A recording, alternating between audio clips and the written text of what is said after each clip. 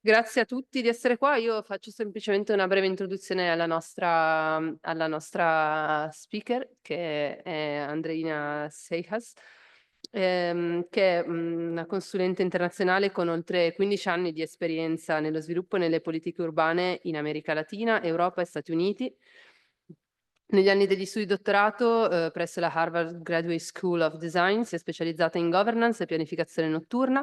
È fondatrice di Night Tank, una società di consulenza internazionale specializzata in questo nuovo campo di ricerca, e attualmente occupa la posizione di Senior Project Manager presso GEL, con sede a Parigi.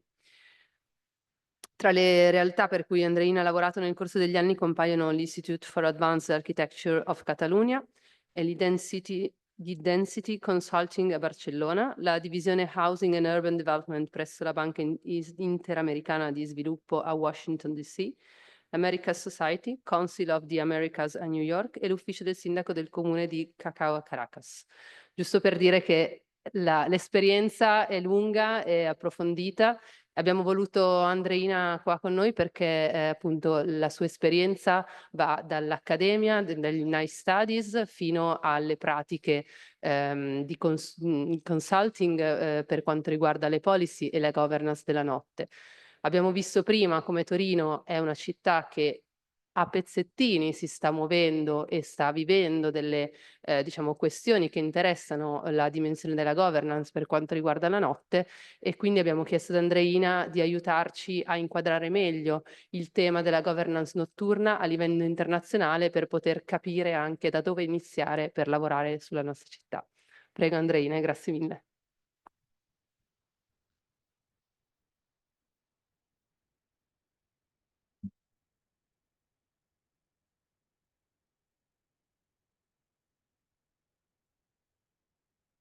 Buonasera. I'm very happy to be here for the first time in Torino. It's a privilege to be here, and I'm very grateful for the Department of Regional and Urban Studies and Planning for having me here, for asking me to be part of this event, particularly to come to a city that I'm aware that it's not starting from scratch, that there's several fascinating developments in nighttime governance and planning that have been taking place over the past few years, particularly great contributions from the department to this growing field. So as an international researcher and a consultant, I'm very respectful of local context, local culture and identity. And I'm not here to tell you what to do. I'm here to inspire and to share some ideas and reflections of what's happening around the world, also recognizing that there is great work being done here. And I will begin this presentation by sharing a beautiful quote by French writer and poet Antoine de Saint-Exupéry, that says, "Night the beloved, night when words fade and things come alive, when the destructive analysis of day is done, and all that is truly important becomes whole and sound again, when man reassembles his fragmentary self and grows with the calm of a tree." So at the heart of this quote lies the main challenge that the night presents, which is that it's a time and space with many contradictions. And it often is reduced into a binary, so party versus sleep. And as a result, the rise or the factor behind the rise of nighttime governance models around the world is the need to coexist in urban areas after dark in cases of conflict. So the purpose of this presentation is to encourage a move into a more holistic approach, one that moves from solving issues such as nuisance to think about the night as a platform for urban transformation from a social, cultural, and even an environmental perspective. So brief structure, I'll go from why the night matters for cities, move into nighttime strategies, a little bit of how to leverage data and human-centered insights, how to design sustainable nights, some case studies on nighttime governance, and then I'm going to just have some reflections on how to rethink Turin after dark. So to begin, why the night matters for cities. It's important to see that while the night represents half of the 24-hour cycle, that it has long been perceived as a time of mystery and intrigue that's been covered in darkness and uncertainty. So traditional approaches to urban governance have often overlooked the nuances of nighttime public life, focusing instead on daytime activities. But what is the city missing when it's not looking at the night? The nighttime economy is a bustling ecosystem of human activity that is shaped by many factors, such as cultural norms and socioeconomic dynamics, like these we see in this street in Cartagena in Colombia. But my research didn't start in Colombia, but in Venezuela, which is my home country, where I grew up in Caracas, a city that used to be one of the most dangerous around the world.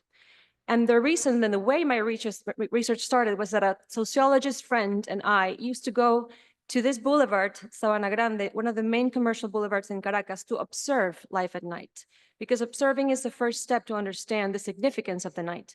We used to look at how many people were walking, if they were standing or walking, where they were sitting, what they were doing, what kinds of transportation they were using at night, understanding what if they were in groups or walking alone, the gender, their age. And it was very interesting that, well, at the same time, I was also working for a municipality, for the Chacao municipality, that was responsible for organizing an event called Por el medio de la calle, or in the middle of the street, which was inspired by Nuit Blanche festivals in Paris, from Paris. And it's when I realized that there was a way or an interest, a need to bring people from different parts of the city to coexist at night, because the night is a quintessential space for socialization, for identity, particularly for young people.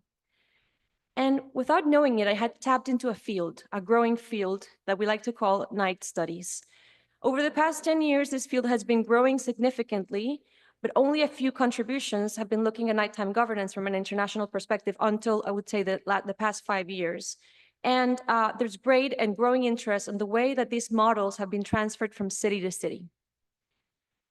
And going back to the questions into the comment that was made before in the previous session, so it's important to first begin with a definition. So what do we mean by the night? In temporal terms, a city's economy can be categorized into daytime economy, nighttime economy, and the 24-hour economy. The nighttime economy has two dimensions, production and consumption, and it often overlooks a broad variety of support services and institutions that enable the city to function throughout the day. While bars and restaurants are essential spaces to connect with each other, life at night is much more than nightlife. It is also what happens in public spaces after dark. And when we think about public spaces, I always like to think of what's the basic unit of a public space during the day, which is a bench in a park. When we think about a bench in a park, we can here analyze how time, like space, is a key variable to understand and plan cities. Different people, different users, different activities take place in the same bench throughout the 24-hour cycle, which leads us to think about time as a key variable to govern the way we live in a city. Also, it leads us to the realization that life at night is not a monolithic experience. We experience the night based on our gender, based on our age and our capacity to process information, to process light, based on climate, based on whether we're working or we're having a good time. So because it's not monolithic, the goal of a nighttime strategy is to systematically develop a proactive and collaborative vision of nightlife. During my doctoral studies at the GSD in Harvard, one of the conclusions that I was looking into was how each city has to follow its own process. The heart of my doctoral dissertation was policy transfer studies and understanding how, because of the rapid growth of the field of night studies, there's been a great transference of knowledge and case studies from country to country, from city to city. But if we go back to the basics and we think about what a nighttime strategy is and should entail, we can think about six main elements: a night vision, an inventory of a city's nighttime assets, an impact assessment, a nighttime governance regime, designing pilot interventions, and updating local policies. As you can see here, nighttime governance regimes or nighttime governance models are only one element within a nighttime strategy and are not necessarily the one that goes first, and you will see why. So moving to the second part, I'll speak now about collaborative nighttime strategies. One important element from this perspective is that when we think about nighttime strategy, so I'll speak here about two case studies that focus precisely on the night vision and inventory nighttime assets, which are the two first elements of a strategy itself. So here I'll provide two examples of cities that I believe have some resonance and maybe some common elements with Torino. being Valparaíso in Chile and Barcelona, Spain, which is two cities that I have had the opportunity to work with as a consultant. Why these cities? These cities have a similar vocation or a similar scope or a similar past, reputation as party towns, being port cities with a long nocturnal history or heritage, and facing challenges from the spatial concentration of nighttime uses. Also, both cities have adopted a similar approach, a strategy aimed to respond to conflicts around the use of public space at night and recognizing the need to decentralize their nighttime activity. But we will see how, while these cities have a similar background and they have adopted similar approaches, the results are totally different. I'll begin with Valparaíso, which is a very beautiful and very interesting city in the coast of Chile, and a city that has had a long history related to its port. It used to be the main port in South America for many, many years, where foreigners used to come for its nightlife, the nightlife being the attractive element of the city. What was the challenge? And this was back in 2018 and 19. I was called by the Inter-American Development Bank to help put together a nighttime strategy in the context of a strategy to maintain Valparaíso as a World Heritage Site, to protect the World Heritage Site in Valparaíso, which was in the list of danger. Conflicts resulting from the city's different roles was one of the main things that we saw at the time. So while the city is a port city, it has different identities, also as a tourist city, as a creative city, and as a university town, which these different vocations were in conflict with each other, creating some tensions in the use of public space.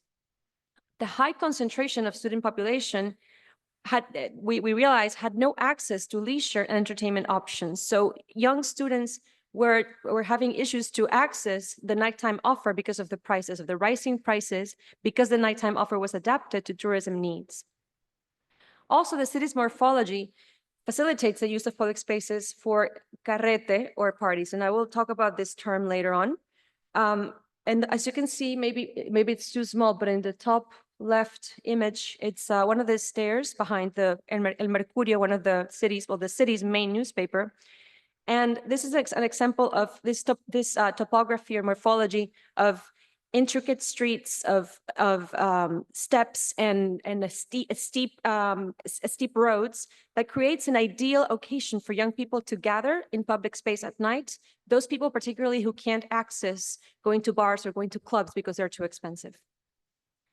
And then the deterioration of the city's image and safety because of this concentration of particularly young people outside of residents, of neighbors' windows. Many conflicts around noise, around the nuisance in general, around trash, around safety were created in the city. So this is what Valparaíso was grappling with. What methods did we use in this case? So in this case, we did a series of workshops with 4 main stakeholder groups. And these 4 main stakeholder groups are the most evident ones when we think about the conflict, and we break it down into 4 parts. So we had residents, particularly the oldest residents, who are part of an association that was complaining constantly about the noise and the sound issues with people concentrating in the steps that I just showed you. We also had people from the municipality, including the police. We had representatives of the nighttime economy of the city, owners of bars, restaurants, and clubs. And we also had several youth associations.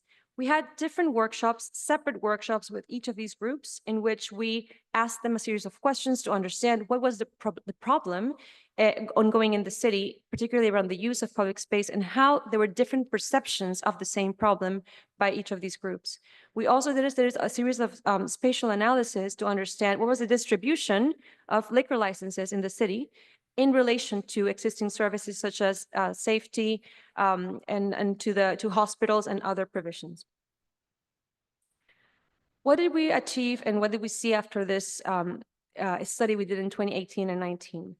We put together an activation strategy that focused particularly on the port area of Valparaíso, looking at the market, the city market, at the port market as a catalyst, as a center for this strategy, how the market could be activated throughout the 24-hour cycle, a space that only opened during the day, but was empty at night, how to maintain it open and to use the market's rooftop as a space where tourists and also students could gather and could use these spaces.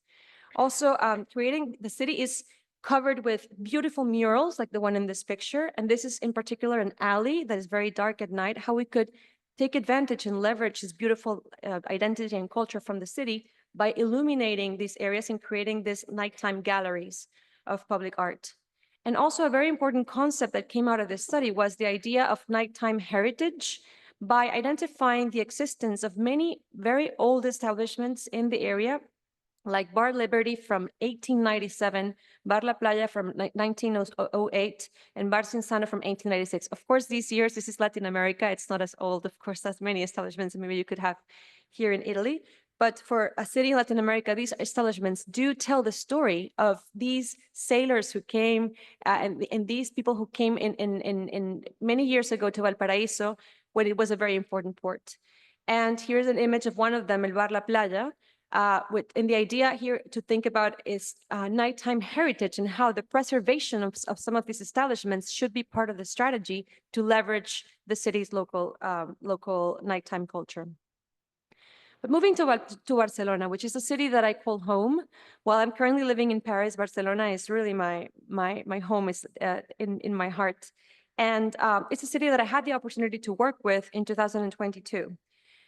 What was the challenge? So following COVID restrictions, there was a rise of a phenomenon called botellón. So we heard carrete in Valparaiso, and botellón is more or less the equivalent in Spain, which is basically public drinking. You can see in the pictures above, these are from a friend's window. She would look outside and these would be thousands of people partying at night, getting in fights with the police, people drinking in the beach. And of course, after the restrictions were lifted, what we realized by doing an analysis and an assessment, this inventory that I mentioned before was that most of the licenses that exist in Barcelona for larger clubs were licenses granted around the 1992 Olympics.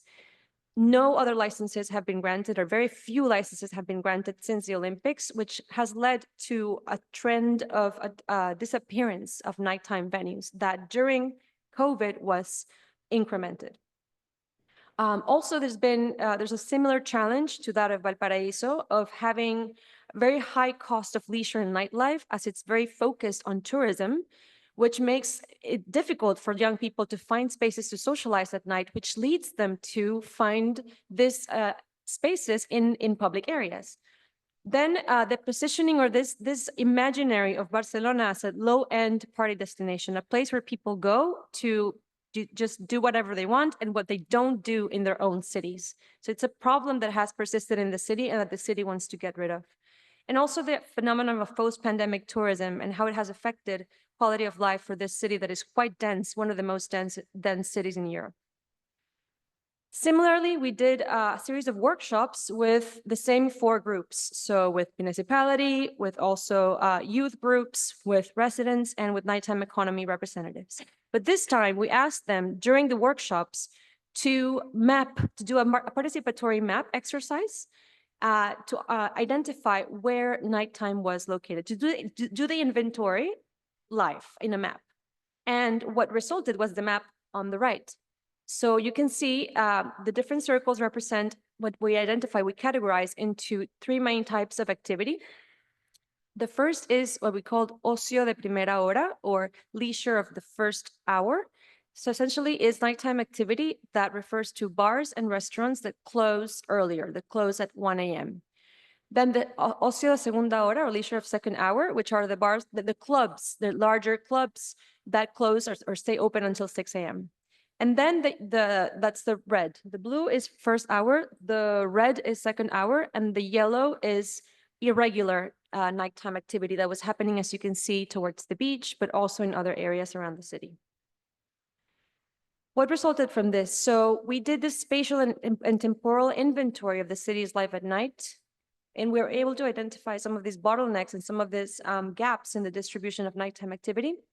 We were able also to identify some policies and regulations that needed to be updated urgently. We identified some points of consensus among the 4 stakeholders, and you can see in this figure in the top the diagram we did. So each corner is one stakeholder, and the center was the points of consensus. And based on those points of consensus, we built a nighttime vision for the city that led to an awareness campaign to reduce noise pollution in the summer of 2022, which is the image you see below. What do the cities have in common? And here I added Torino, because I believe that there's some common elements between these names, these phenomena of carrete, of botellón, and movida, in the sense that regardless of their economic differences and regardless of the different in context, they refer to vibrant, often spontaneous nighttime gatherings and social activities in urban public spaces, particularly among young people, and how they include a mix of socializing, entertainment, music, and sometimes drinking in outdoor spaces such as plazas, streets, and neighborhoods near bars and clubs. Perhaps the difference is that movida can also have positive connotations, while carrete and botellón are usually negative. But here I wanted to put them together to give you a sense of how many cities are going through the same issues around the use of public space, and how one of the main challenges we're seeing is how to involve younger voices in the design of nighttime strategies. But let's move into data. And this corresponds to the pillar that relates to impact assessment, or how we can get a sense, we can gather information, whether it is qualitative, quantitative, or experience data that I will tell you about, to better understand what's life at night in the city. And when I talk about life at night, as I said before, life at night encompasses a broad variety of activities that not only refer to nightlife. So one important element and a very great advantage we have nowadays is that our cities have become these 24-hour competitive machines that produce and share data about their performance. But this data, however, is incomplete because it doesn't include most times human insights.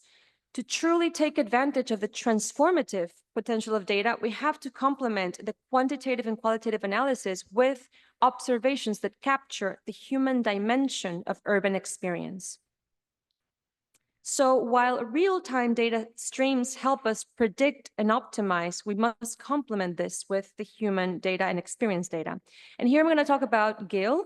So for the past 2 years, I've been working for the firm Gale Architects, which is an urban strategy firm based in Copenhagen and in the US. It was founded by this man in the picture, Jan Gale. In this firm, we draw from more than 40 years of experience with evidence-based design. And our founder, Jan Gale, developed human-centered urbanism, which is an approach to city making that favors and prioritizes the needs, the behaviors, and the experiences of people to create more livable cities. And one of the pillars of this approach is to understand how the quality of the physical environment affects whether people choose to spend time in a place or not. So aside from the hardware or the physical realm of a city, there's also an intangible identity or software that people transfer into the places where they live.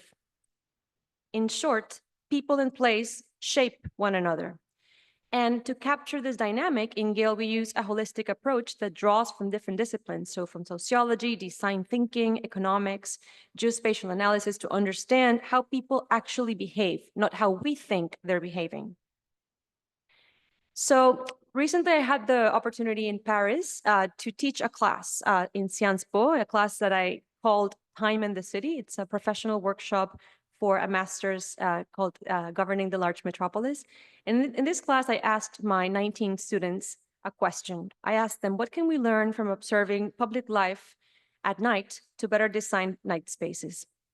And as part of the class, I asked them to do a fun exercise and took them outside of the classroom. And we went to a public space in Paris at night. And we went to Les Halles. Why Les Halles? Les Halles, which is also known, Les Halles, Châtelet, this area, which is also known as the belly or the heart of Paris, is a very large public space that used to house many years ago the market in Paris, and it's very close to the Seine. It's very well connected. It's actually one of the main transportation hub in the city. Underground, this massive public space, there's 10 different metro lines, and it's a very fast-paced environment that connects many parts of the city and many people from different walks of the city. So I took my students here to this area one Thursday evening, and I asked them to think about, to observe, to play the role of observers, but also of planners and nighttime designers, and help me think about what was working, what wasn't working in this space at night. but also I asked them to take up the perspective of citizens and to capture their perception, the perception of safety and belonging in a place like this. Also, one important element about this particular public space in Paris is that most parks and squares in Paris close after dark. They're gated, and the gates close after a certain hour, but this particular area does not close. It's open.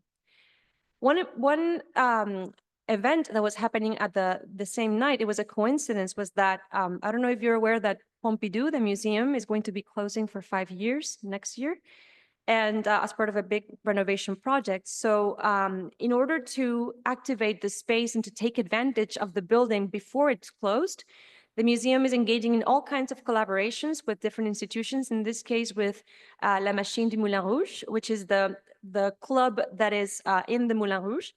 And they organized a series of parties, and the first party took place that evening that I took my students to Châtelet. It was a coincidence, but it was actually interesting because the space was, if it's already activated, it was even more activated. And what did we do? I asked them to build a cartography of nighttime perceptions. So I always like to think to talk about 3 main elements in governance, in nighttime design, which is the institutions, which is the governance, the hardware, and the software. Of course, the hardware refers to lighting, sound, surveillance, transportation, and the software refers to the rules, licensing codes, and protocols. And how did we do this exercise? We used one of Gail's people-centered methods, which is an app called Eye-Level City. And this app was installed on their phone. And what we did was that each of the students were walking around the space and taking photos with their phone.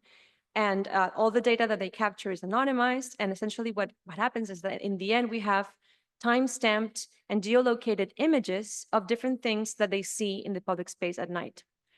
In each of these images, they have to annotate, they move a lever to annotate how they feel, if they feel they belong or they don't belong in a space. And they also tag images by using words such as lighting, surveillance, safety. So they analyze they're participants of the experience, but also they're analyzing the way they experience the space. What did we get? In the end, we obtained 544 photos out of 75 walks and 1 night mayor, because as a coincidence, also, we had Scott Plusquelic, who is the night mayor of Seattle that was in Paris by chance. So he came and saw the students and he gave them a talk about his role. So you can see here in the little points in the map, these were the walks that the students did, and these are some of the images they captured. And maybe this was influenced by the fact that Eletra Maldonado, who was here, was one of the guest speakers for the course, and she talked to them about lighting. The majority of the photos had to do with lighting. They were very interested in different types of lights and how the experience of light itself is not monolithic at all. And in the end, what I did with these observations is that I exported all the data from the app, and I used Felt. I don't know if you're familiar with Felt. And in Felt, they created an online map where I could share with the students, and the students could see what they generated. So they could see all these points. When you click on each of these points, you see an image, and you see the annotations of the image. And based on these images, they then created their own nighttime strategies or visions of how the place could be transformed. So it was a really great exercise. I'm not going to get into all the images, but it was a really good way for the students to have a dual role of experiencing, but also of nighttime designers as part of the class. And moving to the 4th part, so while nighttime strategies have long been associated with fostering safety and economic growth, they also offer innovative solutions for social inclusion, for climate adaptation, for resilience, and for sustainability. And here I'm going to talk about 2 elements. First, I'm going to start, and I really liked one of Julieta's comments in the session before. You were talking about the current crisis we're living of loneliness. So we're currently living an epidemic of loneliness, and also fighting. We're living in this war against the couch. How do we get people to live home, to leave their houses, to leave their phones, put screens away, and spend more time, particularly in public spaces? So I'm going to talk first about a concept which is social infrastructure. So when we think about infrastructure, we tend to think about all these hard elements: transport connections, energy generation and water supply, But social infrastructure is just as essential a network, and it connects people to each other and to opportunity. And here I'm going to share a definition that we put together as a study we did in Gale, which is that social infrastructure is a network of physical and social structures that build relationships and foster thriving communities. You'll see why this connects to the night. So whether we know it or not, we always in our everyday lives interact with different types of social infrastructure. It might be a community garden, a local park, or maybe a public library. But what they are is that their spaces are less important than what they do, and they fall into three types. So we have havens, which are spaces for people to gather and bond around a shared identity. Hangouts, which are spaces for people for all backgrounds to rest, to chill, to just be. And then hubs, which are spaces for people to connect and to bridge across different backgrounds. And when you put them together, you have a complete social infrastructure network. So what does 24-hour social infrastructure look like? And here I want to bring an example that comes from the UK, from London. This is an image from a report, a great report that was put together by Autonomy Institute and Alessio Coliulis. And it's basically looking at 24-hour workers hub or workers club strategies for nocturnal workers and how we can cultivate a sense of solidarity between nighttime workers and dignify the work they do by creating a space where they can meet, where they have facilities such as showers and bathrooms, where they can have a meal.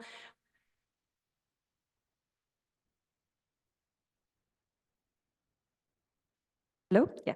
Where they can also have different kinds of interactions. They can have, they can socialize. So creating spaces like these would be an example of a 24-hour haven. And I spoke with Alessio 2 days ago, and he said that this is, there's a pilot project for this to happen in London. The second example comes from Braga, from Portugal, and this is a project that is going to be open in December, which is the first 24-hour nursery, and which will be a service particularly useful for parents working in healthcare and educational services and relieving women from the caring responsibilities for children. Third example comes from Amsterdam, and I don't know if you're familiar with this example, this policy called the 24-hour licenses. It was created in Amsterdam a few years ago. Essentially, the city identified a number of establishments that can open during the 24-hour cycle, which enables them to have different functions throughout the day. So this nesting principle can help that different forms of social infrastructure amplify their impact. So this is a case of a former venue that was called the school because it operated from a former school, and during the day it served as a library and a cafe, and at night it became a venue. And here's another example of a 24-hour hub. This is from El Salvador. I was recently there, and the country has created a national library that is open 24 hours, and it's going to become an important hub, particularly in a place that has been affected by violence by many years. And now they have a place where through this library, it's activating the area around. And one important element is that hubs can also be temporary, like festivals. So it is in this category when we think about nighttime agglomerations such as festivals, where we're seeing most disruptions due to climate change. And I'm going to move now into sustainability from an environmental perspective. So when we think about nighttime activities and the 24-hour economy and nighttime cities and the relationship with extreme weather events, one of the aspects, one of the areas where we're seeing the greatest need to adapt is in festivals. And this is an image from a famous image from Burning Man from last year that was disrupted after flooding left thousands stranded in the Nevada desert. But this connection between climate change or climate science and night studies has not been made until recently. And this is an image from a recent publication in which I collaborated with Alessio Coliulis from UCL and Michele Acuto from the University of Bristol, it's called Integrating Night Studies into Climate Science. And here the idea was to think about, when we think about the 24-hour city, our mind goes directly to light pollution, to noise complaints, to lack of sleep. So we think about the impact of how the nighttime activity generates emissions and has an impact on our ecosystems. However, there's also a correlation, an important correlation between warmer areas and larger nighttime economies. So as temperatures rise, we will see more nighttime activity happening in different parts around the world.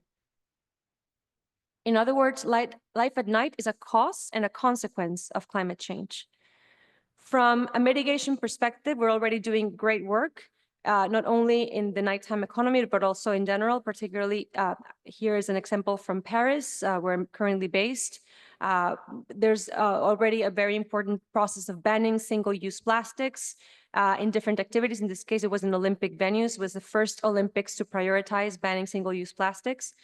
Also, there's the introduction of sustainable dance floors and other human power generation systems are proliferating around the world, like this one from the Netherlands. Also, bands like Coldplay have installed kinetic floors and electricity generating power bikes in locations around stadiums. So they invite their fans to be part of the energy generation and to power the show.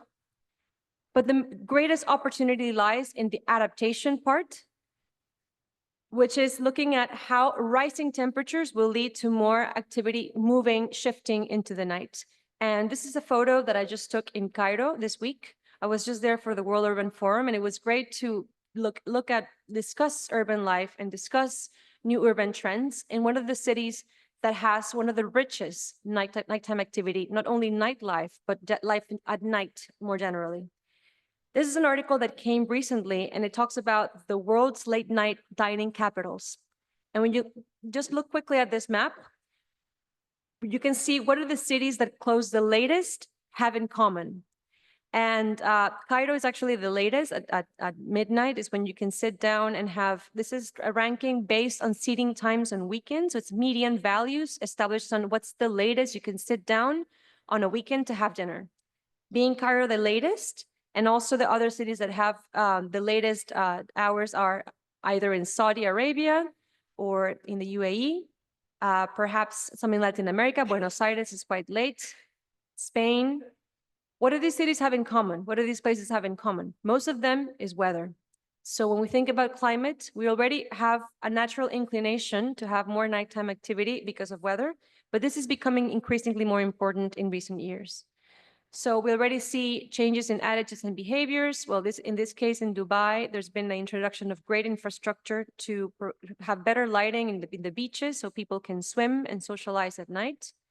But also in Europe, it's already been felt in countries like Spain. This is an image from a beach in Spain. This is it's at midnight on a Wednesday in Alicante.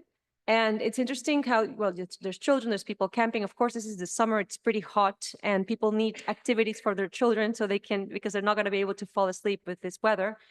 The question is, what can cities do to manage this growth and this expansion of activity into the night? And already in places like Spain, there's regulations that ban certain occupations to happen, that are outdoor occupations to happen during the day, during heat waves, such as street sweeping. And these occupations are moved into the night. There's a study from the ILO, from the International Labour Organization, that predicts that total working hours worldwide are projected to be impacted by 3%. And a global GDP by 2,400 billion by 2030, based on these shifts of new behaviors, of new hours into the night. So the shift from day to night, based on temperatures, is going to be felt in the next few years. This is just food for thought. So how can cities restructure work and leisure schedules to adapt to rising temperatures? And what habits and policies are changing? And how can we keep track and measure the environmental impact of these changes? And moving into nighttime governance, as you can see, I wanted to first give an introduction and a framework of this conversation before getting into what it is to govern the night. It refers to the growing cast of actors, public, private, and community, who are involved in managing a city's life at night. I don't know how am I doing with time? Am I good? Good. So for us who are looking at night studies around the world, we've seen that there's been an evolution, there's been a growth. They've been happening in waves. The first waves looked at nighttime activity, and this comes from a paper from Phil Hatfield from 2015. The first waves look at nighttime activity to revitalize urban areas. Then the second waves from 2000s look at how nighttime activity is creating nuisance and how cities can govern and regulate this activity to reduce this nuisance and antisocial behavior. And then the following ones moved into how to be more proactive when designing and governing nightlife at night.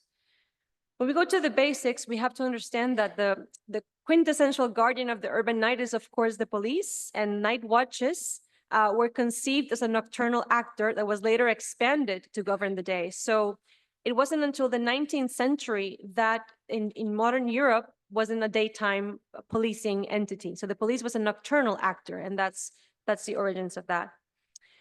While it continues to be a central actor, there's been a gradual incorporation of others, and that's what we refer to by nighttime governance. So it's this growing number of actors and entities that are involved in having a say of what happens in life at night. And here's a series of categories that I will get into with some examples.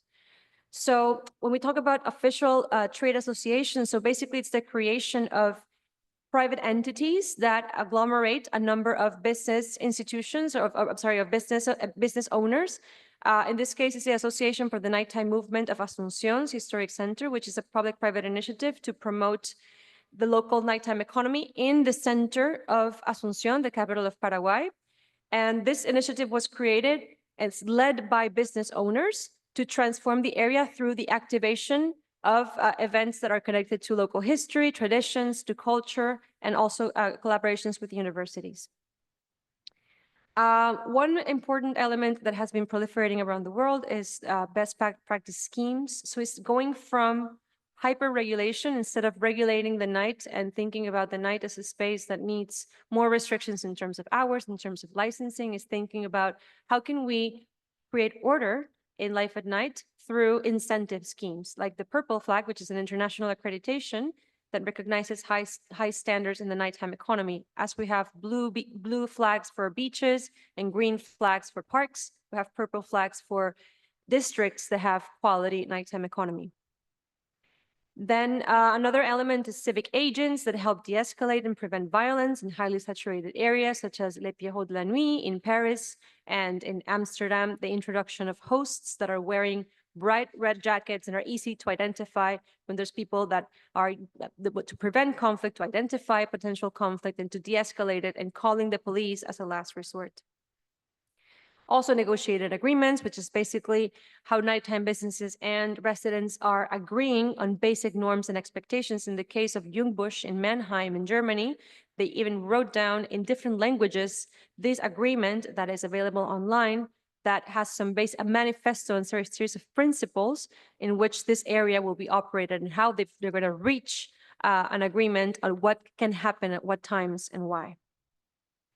But of course, the night mayor is the most famous of these actors within a nighttime governance regime, which has been proliferating around the world to the point that now we have more than 60 cities that have appointed a role, a specialized office, either inside or outside of local government, either an office or a council, coalitions, managers, SARs, mayors. There's different terms. And this image here comes from a paper that was published in 2020.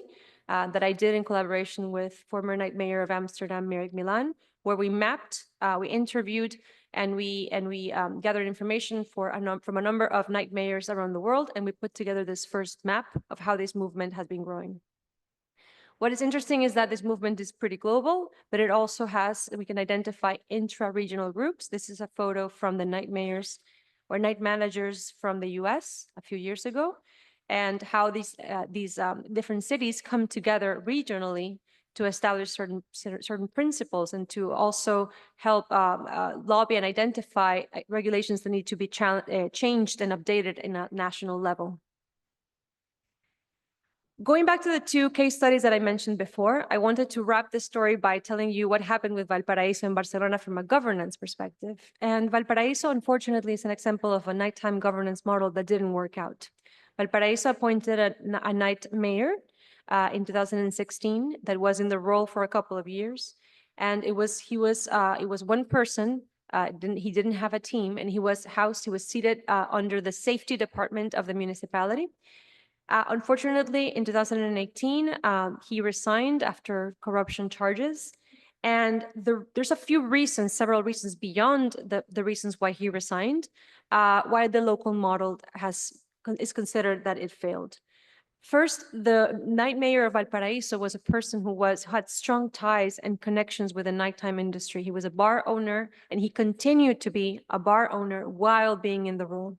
While many night mayors and night managers from around the world come from the nighttime economy, they're former business owners, or they have a past of being advocates for the sector, being a person who's too involved or still involved in the sector could be a conflict of interest for this kind of roles. It also was an exact replication of the model from Amsterdam. Valparaiso just copied the same structure from Amsterdam, which shows that the transference of models from one city to city doesn't necessarily lead to success when it comes to nighttime management. And then there were major social challenges happening in Chile at the time. In 2019, there was what was known as the estallido social. It was a series of massive demonstrations and riots that affected the whole country and had a huge impact on Valparaiso and also on its nighttime governance model. Barcelona has a more positive outcome. The model has been evolving over the past few years. In 2022, this organ, which was called the Taula Ciudadana, which is brings together the four stakeholder groups that I showed you before, put together an action plan based on the actions and the initiatives and on the ideas we identified in these workshops, and that action plan was approved.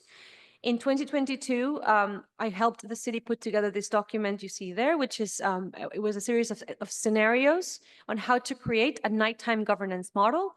And then just very recently, 2 weeks ago in October, the mayor of Barcelona has appointed a nighttime commissioner and announced the creation of a night council. They're going to be following a model very similar to Paris, in which there's a night council, a permanent council that brings all these stakeholders together, and that in which that's presided by a nighttime commissioner, and that meets several times a year. And here, just to wrap up, as I said before, I'm not an expert on what's happening in the city. I've been following for many years, and that's when I was invited to come here, I was very excited to come to Torino and understand a bit better what are the nighttime dynamics happening in the city.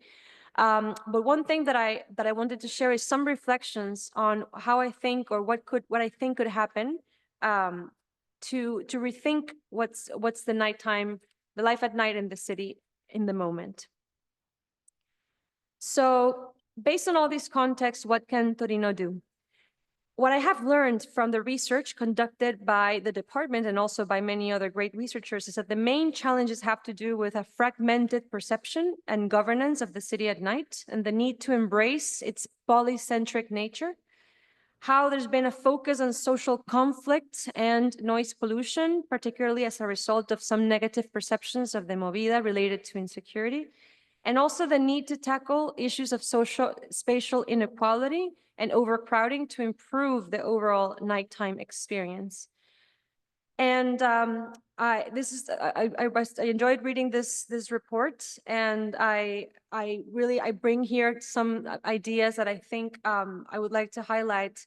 This process that was done in collaboration with the Future Urban Legacy Lab, the City of Torino, and community stakeholders. And I think these points of having a strategic decentralization, going from high density areas to new hubs, similar to what we saw in cities like Barcelona, is going in the right direction. Also having inclusive and multifunctional spaces, as we saw with the example of Amsterdam and the examples from social infrastructure, is thinking about spaces as spaces where we can not only gather at night, but also that become social infrastructure, become these havens, these hubs for people to gather throughout the day. How enhanced governance and safety measures, this collaborative idea that involves all these groups of stakeholders, but also that involves an element of hardware. So it's having the hardware and the software together to move these forward, and then also promoting a positive nighttime identity to reframe the concept of movida. I've been familiar with different projects like Tonight, and while they were focused on more evening short-term activations, such as the one carried in the Tonight project. This shows that there's demand for nighttime activity outside of the city center. And one thing that I've been seeing in different cities around the world is the need to do these inventories of nighttime assets and to think about not only of nighttime activity as the center of the city, but also identify new hubs, new areas of activity that are decentralized and that can create opportunities for people who work and who want to have leisure opportunities at night. And how programming and the installation of basic furniture such as ping pong tables, benches, and social tables is a good way to prototype new spaces and modes to socialize. The question here is what comes next and how to scale up temporary interventions into permanent activities, which of course can then lead to a more concrete governance model. So where are we now in regards to the strategy? So based on my little knowledge of what's happening here, and it's just a reflection, and based on my knowledge of what's happening in other cities, I believe that Torino is well placed to embark on a more holistic nighttime strategy and to cover all these different elements that have been shown here today. The question is, what else is possible? And how can existing initiatives be connected under a holistic strategy? And analyze what and who is missing from ongoing conversations. How can the city leverage more experience data, like the one I showed you we gathered with my students? How can we get into not only the qualitative and the quantitative, but also gather data that comes from citizens in a participatory way, and we can use technology to facilitate that. And finally, we cannot forget what are the environmental impacts of cities' life at night. At the moment, there's only, I would say, a couple of cities that are including environmental and sustainability goals within their nighttime strategies. I was just in Sydney last week in Australia, and I recommend, I can share with you, I recommend reading the Sydney's or New South Wales, the state's nighttime strategy, which is a great a summary of many of the points that I showed with you today, and particularly their precinct approach or district approach, which is enabling the city to establish, to set climate targets per district, which is a more easy and a more hands-on way to track progress towards climate change policies. And finally, thinking about either any habits or policies that are changing as a consequence of climate change. What's happening already in the city, and how, as I said before when I was talking about what we do at Gale, how can we observe what's happening in public spaces, and based on what's already happening and already existing, can we draw policies on that, not the other way around? So nighttime planning is an emerging field. It will continue to gain more traction as we continue to accommodate large and diverse populations into urban areas, and as the climate crisis forces us to adapt to rising temperatures. This is a final thought, and thank you so much.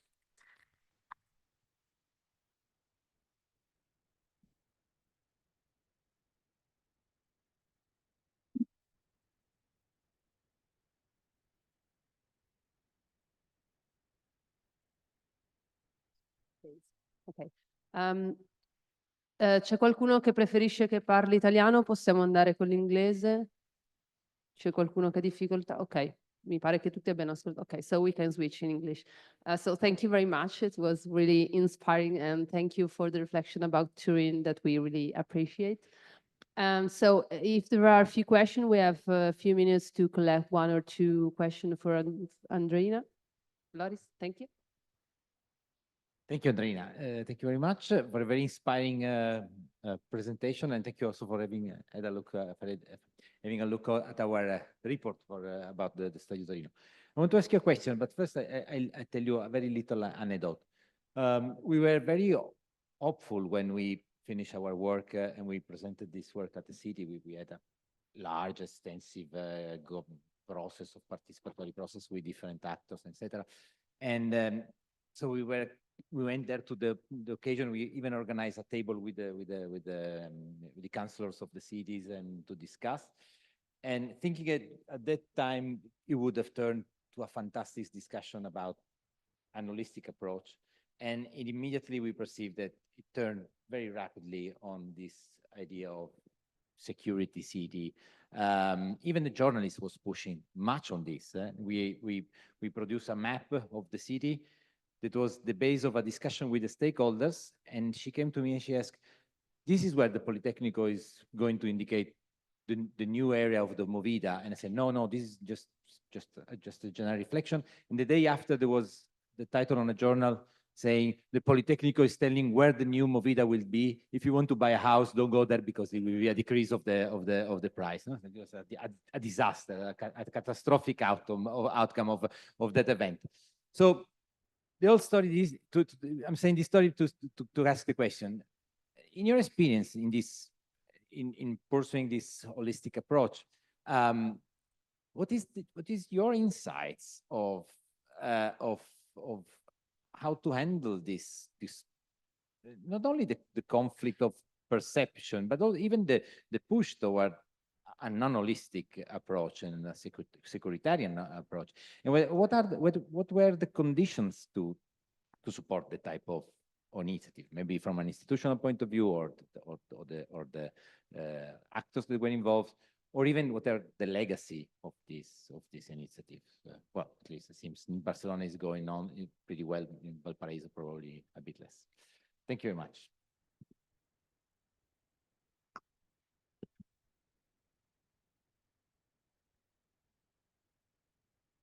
Thank you for such a great question. So in the end, as I mentioned at the beginning of the presentation, it all depends on local context. And one thing that is always going to be the challenge is the media and extreme reactions when it comes to the night.